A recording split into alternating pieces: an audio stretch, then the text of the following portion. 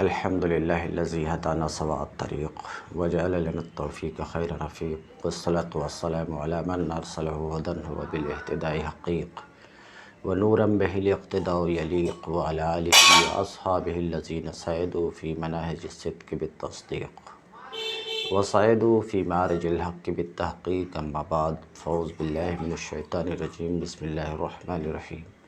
رب اشرح لي صدری ویسر لی امری واحلل عقدۃ من لسانی یفقہوا قولی. دینی علمی ایم ایس مصباحی چینل کے زیر اہتمام نور الانوار کا درس بفضلہ تعالی قسط وار جاری ہے. آج کا درس شروع ہوتا ہے الاول فی وجوہ النظم صیغۃ و لغہ، یعنی أن التقسيم الأول في طرق النظم من حيث الصيغة واللغة، والطرق هي الأنواع والأصناف، والصيغة هي الهيئة واللغة، وإن كان يشمل المادة والهيئة كليهما، لكن أريد بها هاهنا المادة للمقابلة، فهما من حيث المجموع كناية عن الوضع، كأنه قال الأول في أنواع النظم من حيث الوضع، أي من حيث أنه وضع لمعنى واحد أو أكثر مع قطع النظر عن استعماله وظهوره. الاول فی وجوہ النظم، اوپر آپ سن چکے ذالک اربعۃ، تقسیمات چار ہیں. الاول یعنی التقسیم الاول، پہلی تقسیم فی وجوہ النظم، نظم کے نظم یعنی لفظ، پہلی تقسیم لفظ کے اقسام، لفظ کی قسموں کے بیان میں ہے. لفظ کے یہ اقسام، پہلی تقسیم جو لفظ کے اقسام کے بیان میں ہے، کس اعتبار سے؟ صیغۃً و لغۃً، صیغہ اور لغت کے اعتبار سے. یعنی ان التقسیم الاول فی طرق النظم من حیث الصیغۃ واللغہ، شارح اپنی اس عبارت سے تین امور کی طرف اشارہ کرنا چاہ رہے ہیں. نمبر ایک، التقسیم الاول بول کر کے یہ کہنا چاہ رہے ہیں کہ مصنف کی عبارت میں اول صفت ہے، موصوف اس کا مقدر ہے اور وہ تقسیم ہے. فی طرق النظم، اس سے اشارہ کرنا چاہ رہے ہیں کہ وجوہ کا معنی یہاں طرق ہے.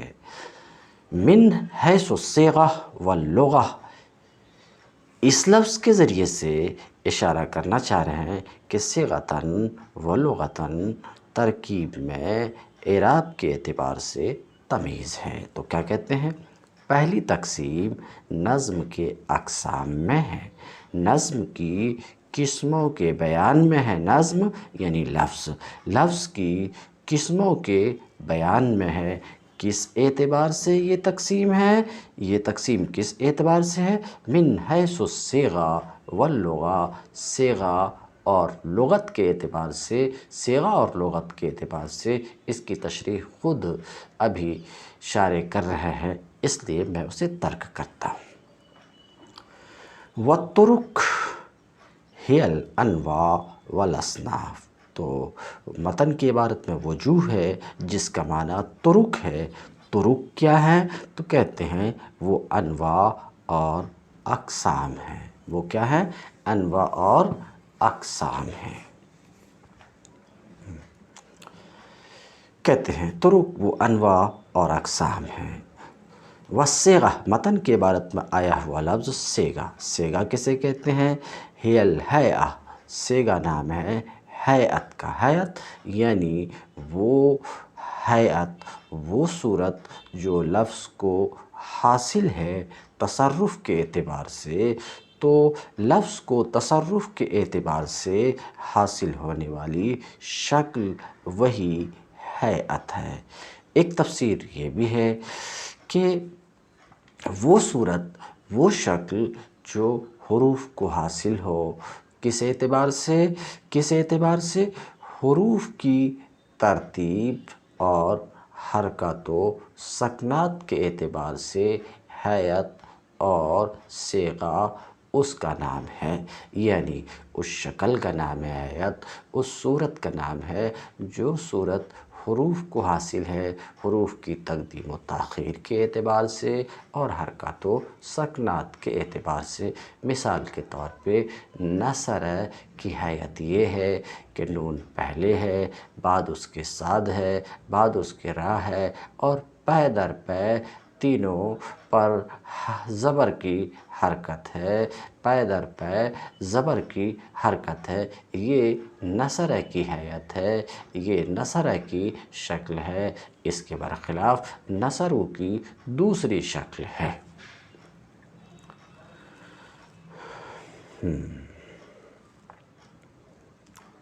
تو کہتے ہیں سیغہ ہی الحیا، سیغہ کس کا نام ہے؟ ہیئت کا نام ہے۔ واللغہ، اور سیغہ کے اعتبار سے اور لغت کے اعتبار سے، لغت کسے کہتے ہیں؟ لفظ موضوع کو لغت کہتے ہیں، لغت لفظ موضوع کا نام ہے۔ وَإِنْ كَانَ يَشْمِلُ الْمَادَّةَ وَالْهَيْئَةَ كِلَيْهِمَا لیکن ارید بها ہاہن المادہ للمقابلہ۔ لغت کا لفظ اگرچہ مادہ اور ہیئت دونوں کو شامل ہے، کیونکہ لغت کس کا نام ہے؟ لفظ موضوع کا نام ہے، اور لفظ موضوع مادہ مع صورت کا نام ہے۔ لفظ موضوع مادہ مع صورت کا نام صرف مادہ اس اعتبار سے کہ مادہ ہے، صرف جواہر حروف ہونے کے اعتبار سے ظاہر ہے کہ وہ کسی شے کے لیے موضوع نہیں ہے، کسی شے کے لیے موضوع نہیں ہے۔ تو لغت نام ہے لفظ موضوع کا، اور یہ لفظ موضوع مادہ اور صورت، مادہ یعنی جواہر حروف، اور صورت ان جواہر حروف کو جو ہیئت حاصل ہے حروف کی تقدیم و تاخیر اور حرکات و سکنات کے اعتبار سے، مختصر یہ ہے کہ لغت مادہ اور صورت دونوں کو شامل ہے، لغت مادہ اور صورت دونوں کو شامل ہے، ایسا کہہ رہے ہیں۔ لغت اگرچہ مادہ اور صورت دونوں کو شامل ہے، لیکن ارید بہا ہاہن المادہ، لیکن لغت سے یہاں مراد مادہ ہے۔ گویا کہ یہ ایک سوال کا جواب ہے، چھوٹے سے سوال کا جواب ہے۔ سوال یہ ہے کہ لغت جب بولا جانا ہی تھا تو سیغہ بولے جانے کی کوئی ضرورت نہیں، فی وجوہ النظم لغتاً کہا جانا کافی ہے، کیونکہ لغت لفظ موضوع کا نام ہے، اور لفظ موضوع صرف مادہ کو نہیں کہتے، مادہ مع صورت کو کہتے ہیں۔ تو لغت بولے تو سیغہ خود بخود اس کے اندر آ گیا، تو کہتے ہیں کہ ٹھیک ہے لغت مادہ اور صورت دونوں کو متناول ہے، لیکن چونکہ یہاں لغت صیغے کے مقابلے میں آیا ہے، لغت صیغے کے مقابلے میں آیا، تو مقابلے میں آنے کی وجہ سے صیغہ لغت صیغہ کے مقابلے میں آیا ہے، تو لغت سے مراد یہاں پر صرف مادہ ہے اور صیغہ سے مراد ہیئت ہے۔ فَهُمَا مِنْ حَيْثُ الْمَجْمُوعِ كِنَایَةٌ عَنِ الْوَضْعِ، ان دونوں کن دونوں سے؟ صیغةً و لغةً، ان دونوں سے مجموعی طور پر وضع کا کنایہ ہے۔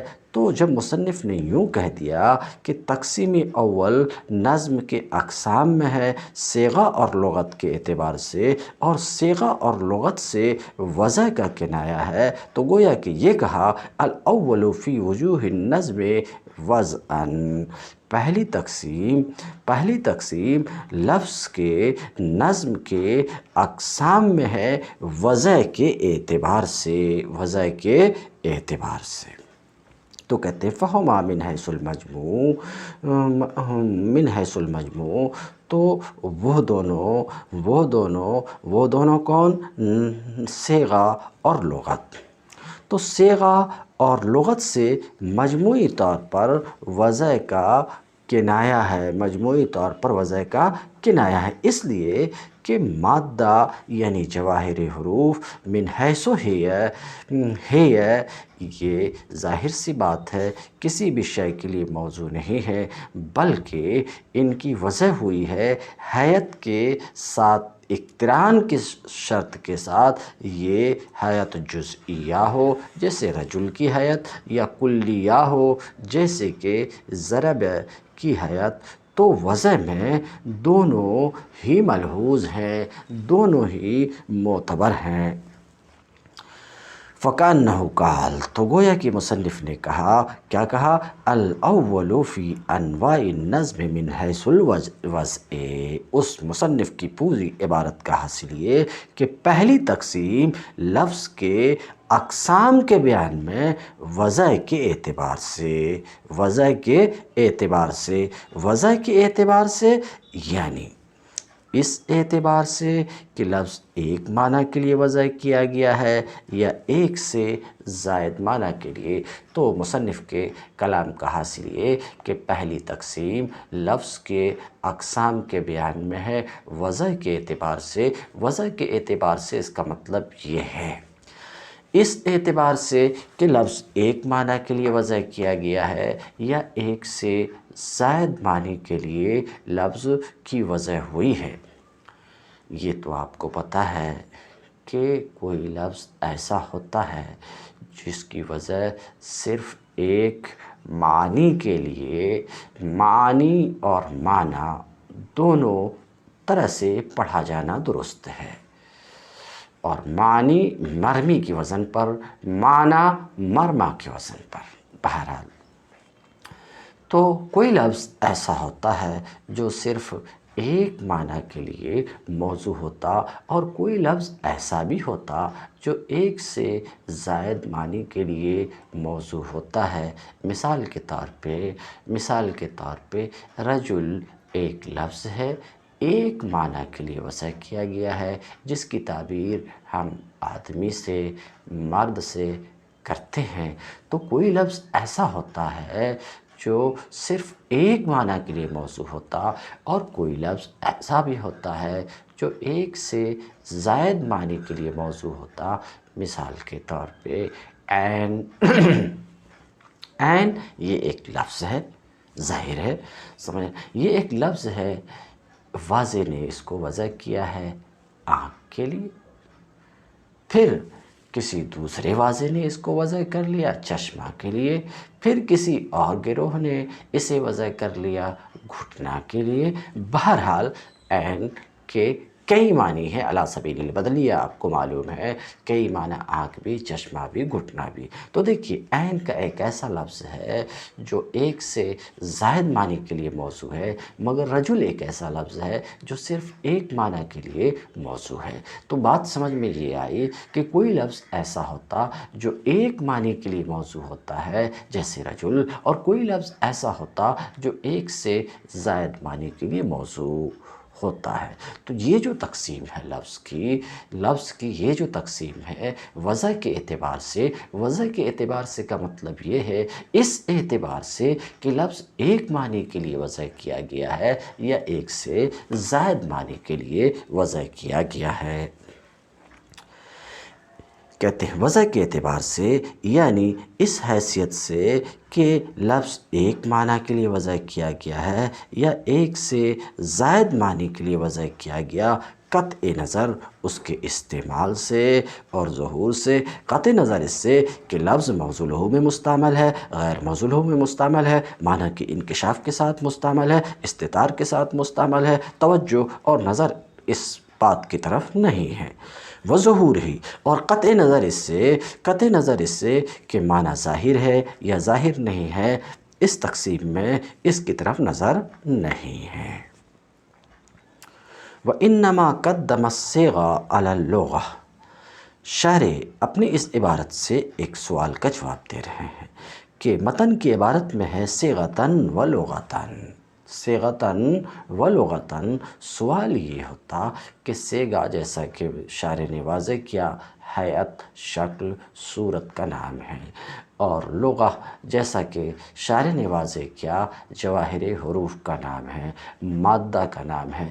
سب کو پتہ ہے کہ جواہر حروف یعنی مادہ، سب کو پتہ ہے کہ جواہر حروف یعنی مادہ مقدم ہے اور صورت مؤخر ہے، شکل اور صورت بعد میں ہوتی ہے اور مٹیریل پہلے ہوتے تو جواہر حروف اور مادہ کو تقدم طبعی ہے، جواہر حروف اور مادہ کو تقدم طبعی ہے، تو مادہ کو تقدم طبعی ہے ہیئت، شکل، صورت، صیغہ پر۔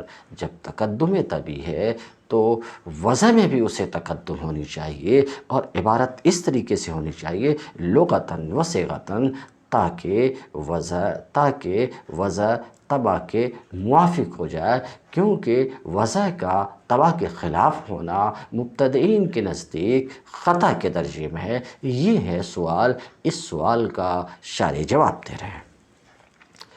انما قدم الصیغہ علی اللغہ، صیغہ کو لغت پر مقدم کیا۔ کیوں؟ اس لیے کہ عموم خصوص کا سوال ہے آپ کا کہ صیغہ کو لغت پر کیوں مقدم کیا، تو جواب جو دے رہے ہیں اس کا حاصل یہ کہ دیکھو یہ تقسیم عموم اور خصوص کی طرف ہے، عام، خاص، مشترک، معول، بہرحال یہ تقسیم عموم اور خصوص کی طرف ہے، اور عموم اور خصوص کا اکثر زیادہ تر تعلق صیغے سے ہوتا۔ مثال کے طور پہ رجل اور رجال دونوں کا مادہ تو ایک ہے مگر صیغہ الگ ہے، تو صیغہ کے تفرقہ کی وجہ سے عموم اور خصوص میں تفرقہ ہو گیا کہ رجل خاص ہے اور رجال عام ہے، مادہ تو وہی ہے۔